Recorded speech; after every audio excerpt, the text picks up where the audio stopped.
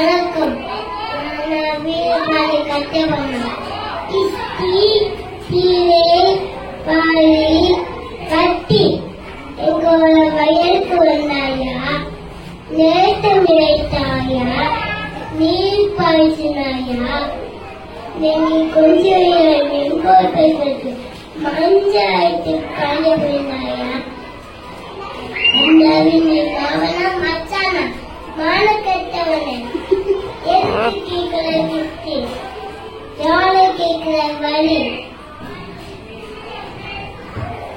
கருத்திலே நீச்சே கொதிக்கிறது ரத்தம், இப்பிட்டால் எந்த போராடி சுதந்திரத்தை பெற்றோம்.